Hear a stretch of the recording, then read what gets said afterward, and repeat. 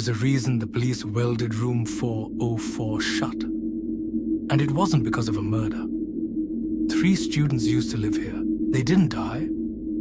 They simply ceased to exist, leaving nothing behind but their peeled skin, neatly folded on their beds. The university scrubbed their names from the registry. But if you look at the concrete floor under the moonlight, you can still see the oily black stains where the shadows were violently ripped from their bodies. I knew all of this, yet my desperate need for a cheap room made me cut the chains and step inside. Now, at exactly 3:03 a.m., I realize they never left. They were just waiting for a 4th flesh to hide in. The air inside room 404 didn't just feel cold. It felt heavy, smelling suffocatingly of old copper and wet hair. For the first 2 nights, the silence was absolute. But on the 3rd night, the power cut out, and my phone screen slowly glitched, displaying only one message over and over. Look up! A wet, rhythmic slapping sound echoed from the ceiling. Thud, thud, thud. I slowly raised my flashlight, and the beam revealed a living nightmare.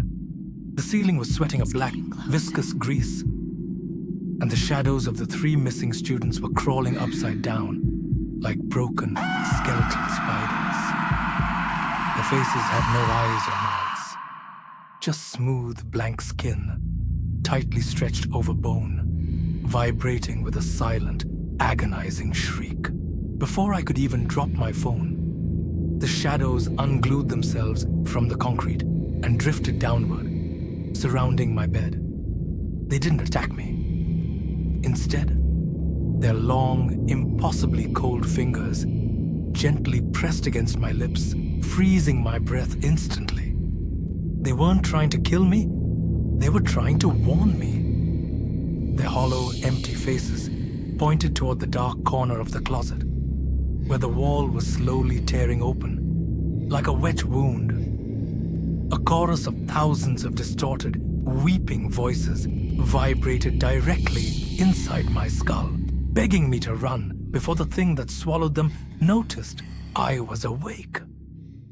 Driven by pure panic, I threw myself toward the door, but the floorboards beneath me turned into a soft, sinking flesh. A massive, charcoal black arm, easily 10 feet long and covered in weeping human eyes, reached out from the closet wall and gripped my ankle. The touch was so cold it burned my skin to ash. I looked back and saw the true apex predator of room 404. It had no shape, just a mass of writhing limbs, exposed muscles, and a giant vertical jaw lined with rows of human teeth. It wanted to erase me. The jaw snapped open with a sound that shattered the glass windows, dragging me screaming into the dark void of the wall. The next morning, the hostel warden noticed the broken chains on the door of room 404. When the police walked inside, the room was perfectly bright, warm, and empty. My clothes, my laptop, and my wallet were sitting neatly on the desk, untouched.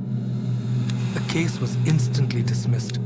Just another student who vanished into thin air. But if you ever visit that abandoned hallway at 3:03 a.m., you will hear a faint, desperate scratching behind the brick wall. There are no ghosts in room 404. Only 4 faceless shadows, trapped inside the concrete, waiting for the next student to unlock the door and join the silence.